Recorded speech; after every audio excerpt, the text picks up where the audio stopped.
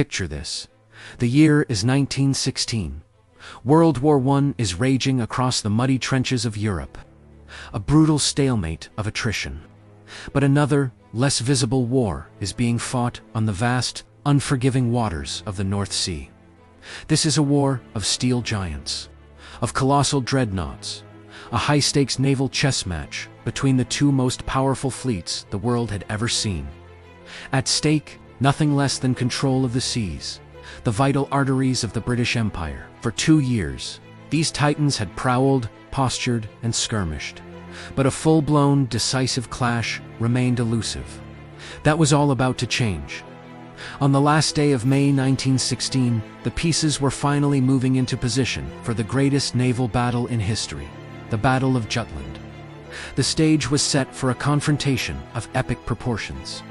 On one side, the British Royal Navy's Grand Fleet, commanded by Admiral Sir John Jellicoe.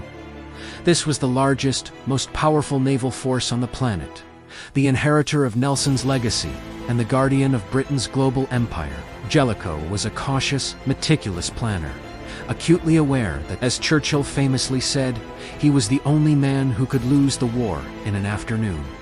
His fleet was a staggering assembly of power, 28 dreadnought battleships and 9 battlecruisers, bristling with guns that could hurl shells the weight of a small car over the horizon. Leading his vanguard of battlecruisers was the dashing, aggressive Vice Admiral Sir David Beatty, a man itching for a fight. On the other side, the German Imperial Navy's High Seas Fleet, commanded by Admiral Reinhard Scheer. Though outnumbered, the German fleet was a formidable opponent. Their 16 dreadnoughts and 5 battlecruisers were masterpieces of engineering, often better armored and with superior shell design and gunnery optics. Scheer was a bold and skilled strategist. He knew he couldn't win a straight-up slugging match with the entire Grand Fleet. His plan was a clever trap. Use his fast battlecruisers under the command of Vice Admiral Franz von Hipper to lure a portion of the British fleet, specifically BDS battlecruisers, to the waiting guns of his main battleship force. It was a risky gamble, but it was Germany's best shot at breaking the crippling British blockade that was slowly starving their nation. The initial moves of the battle began on May 31st. Both fleets had put to sea, each unaware of the other's full strength and intentions. The first shots were fired in the mid-afternoon, when Beatty's and Hipper's battlecruiser squadrons, acting as scouts for their main fleets, unexpectedly sighted each other. The hunt was on. Beatty, with his superior numbers, immediately gave chase, steaming south to engage Hipper. This was the beginning of the phase known as the Run to the South. The two lines of sleek, fast-moving battlecruisers hammered away at each other. The German gunnery was terrifyingly accurate from the start. Within the first hour, disaster struck the British. First, HMS Indefatigable was hit by a salvo from the German battlecruiser von der Tann. A shell penetrated her magazine, and she exploded in a catastrophic ball of fire, taking over 1,000 men with her. Just 20 minutes later, the same horrifying fate befell HMS Queen Mary. A direct hit from the Seydlitz and Derfflinger caused a massive magazine explosion that tore the ship apart. Watching 2 of his capital ships vanish, Beatty famously remarked, "There seems to be something wrong with our bloody ships today." He was right. British cordite propellant was volatile, and anti-flash protection for the magazines was poor, a fatal design flaw the Germans had avoided. Despite his losses, Beatty pressed on, unknowingly running headfirst into Admiral Scheer's trap.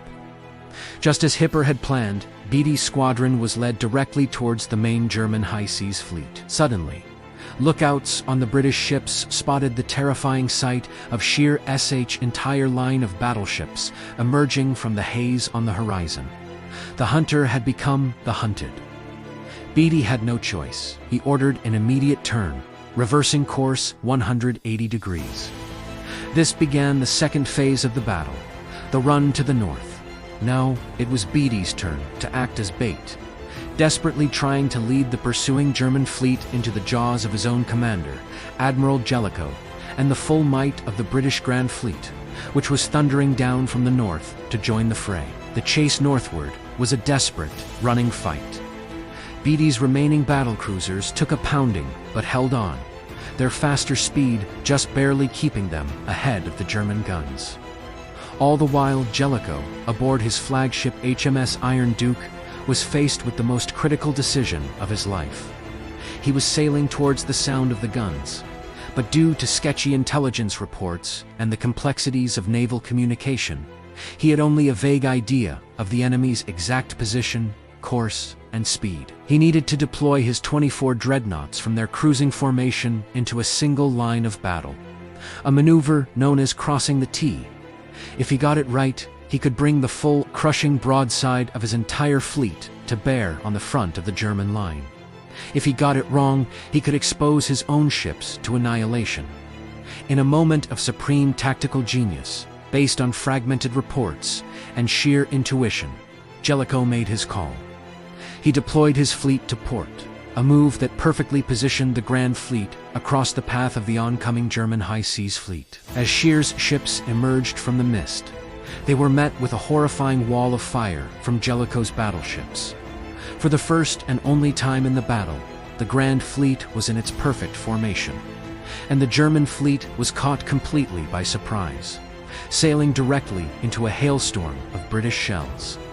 Scheer realized his entire fleet was moments from annihilation. He had to escape. In a brilliantly executed and highly disciplined maneuver, Scheer ordered a Gefechtskirtwang, or a battle turnabout. In unison, his entire line of battleships turned 180 degrees away from the British, disappearing back into the smoke and mist that covered the sea.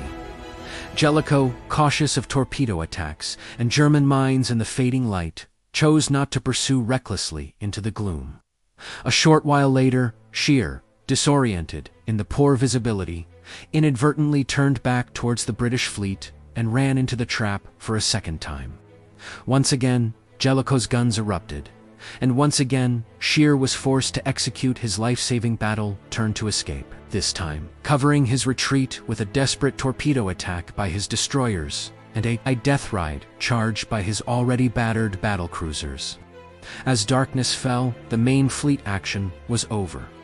The night was filled with chaotic, vicious, and sporadic clashes between smaller ships as Scheer skillfully navigated his fleet through the rear of the British formation and made a run for home.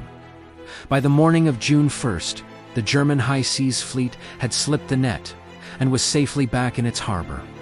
The great battle was over. So, who won? In the immediate aftermath, it looked like a German victory. The British had lost 14 ships, including 3 massive battlecruisers, and suffered over 6,000 casualties. The Germans lost 11 ships, including 1 older battleship and 1 battlecruiser, with around 2,500 casualties. In terms of tonnage sunk and men lost, the Germans had clearly inflicted more damage. Kaiser Wilhelm II declared a glorious victory, and the German press hailed Admiral Scheer as a hero. But the numbers don't tell the whole story. The crucial question is, what changed strategically? The answer is nothing. The German goal was to smash a portion of the Royal Navy and break the British blockade. They failed. The British goal was to maintain control of the North Sea and keep the blockade in place. They succeeded. The day after the battle, the British Grand Fleet was ready for action with 24 available dreadnoughts. The Germans could only muster 10. The high seas fleet was so battered that it would never again seriously challenge the Grand Fleet in a full-scale confrontation. They had won the tactical fight, but lost the strategic war. The blockade remained, tightening its stranglehold on Germany's war economy, a major factor in its eventual collapse in 1918. The Battle of Jutland was the last great battleship duel in history. It was a brutal, confusing, and ultimately indecisive clash that still sparks debate among historians today.